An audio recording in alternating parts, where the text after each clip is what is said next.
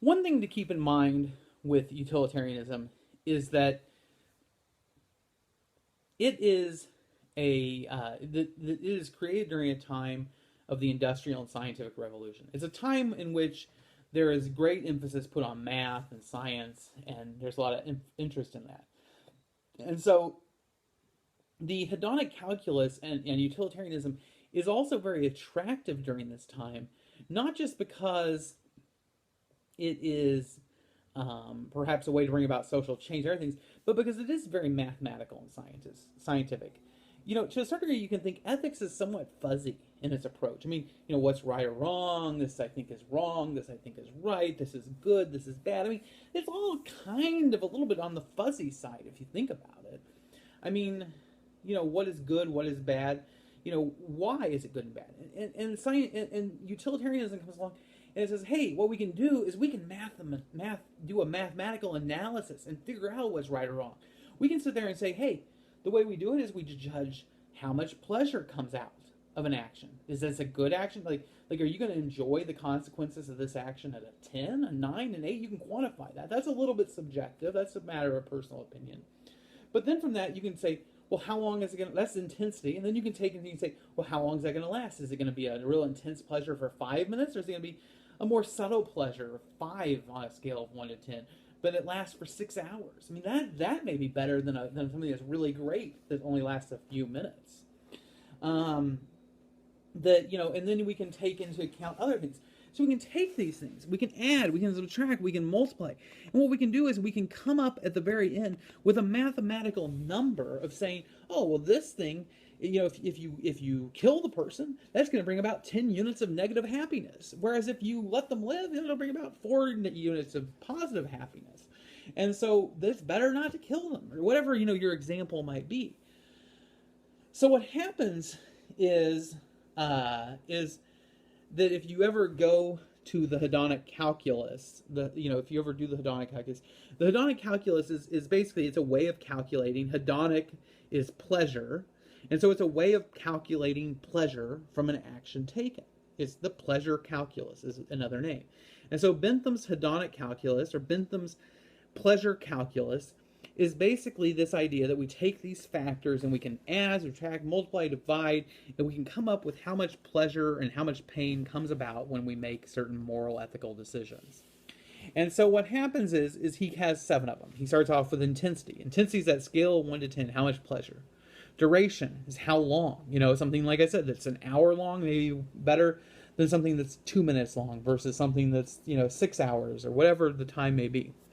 Certainty is how likely is it to result. For example, if I were to buy a lottery ticket and I were to win the money, well, the pleasure I would get from winning $1 million would be very, very intense.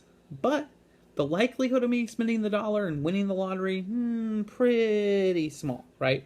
And so what happens is we would have to take in the likelihood.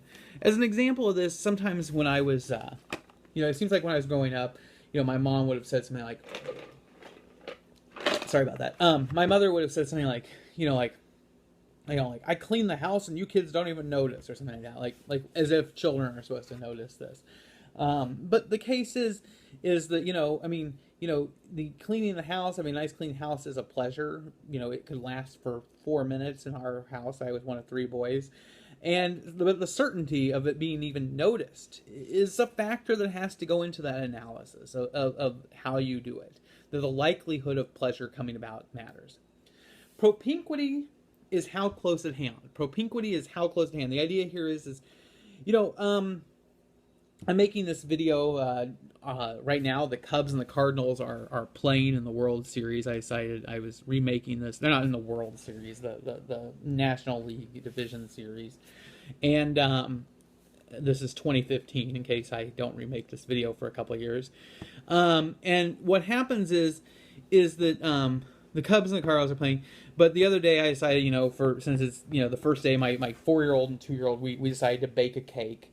And we made a baseball-shaped cake, and, it's just going to be our thing. But making a baseball-shaped cake takes some work. It would be a lot easier just to go buy a baseball-shaped cake. It would be a lot quicker then there's a scarecrow down here. Sorry, and a ghost. Anyway, so these things would be a lot less pleasurable. It would be a lot quicker to to to simply go and purchase a cake than to make it. And so the idea there is like making a cake, that the time and effort it goes into making it is perhaps a negative that could count against it. It's how close at hand is it. Part of the very reason why, like for example, a lot of days when I am at school, I will just go and get myself something for lunch. I'll just run down to McDonald's and I will buy a salad or something. And the reason is because it's a lot easier for me just to go down there and buy it than for me to make lunch during the day and then have to put it into a bag with ice and everything and mess with that. It's just a lot easier for me just to purchase lunch while I'm there. And so that's all about the propinquity, how close at hand. That work that goes into getting the thing is a negative that must be taken out of the calculus. Kind of an idea of propinquity, like for example, I knew people back that when computers were still a little bit newer, that they would spend like hours putting Unix and other things on their computer in order to get their system to operate more quickly and do other things. And they'd spend hours. They'd spend like a month working on their computer trying to get it to work. And they'd go, oh, look at this. And I'd turn on their computer and it would fire up in like 20 seconds. Or 7 seconds or something. And they'd be like, now it's ready to run. And I'd be like, okay. And they'd say, well, when you fire up your computer, it takes a minute and a half, which back in the day used to take longer for computers to boot.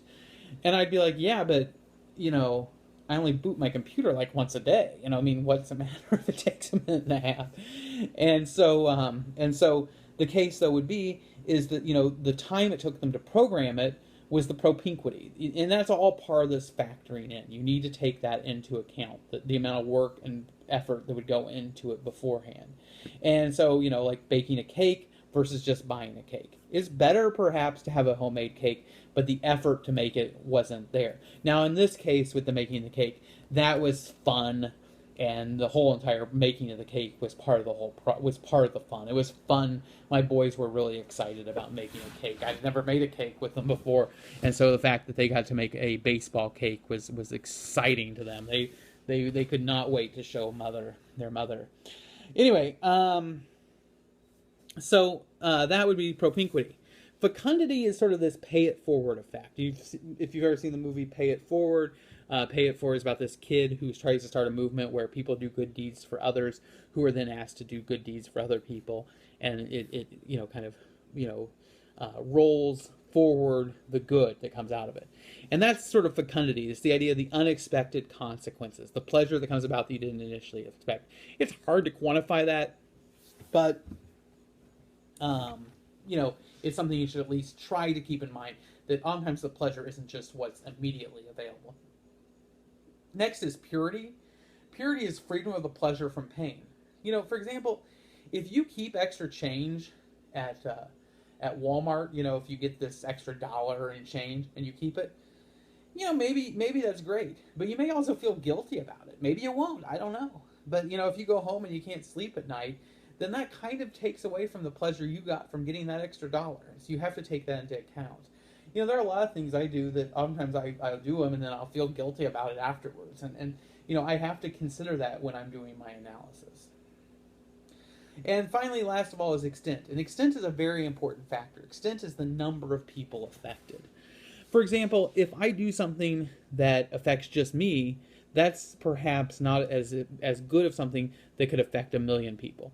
That if I could do something that may bring me a very intense pleasure for a few minutes, that would not be as good as something that would bring 1 million people pleasure.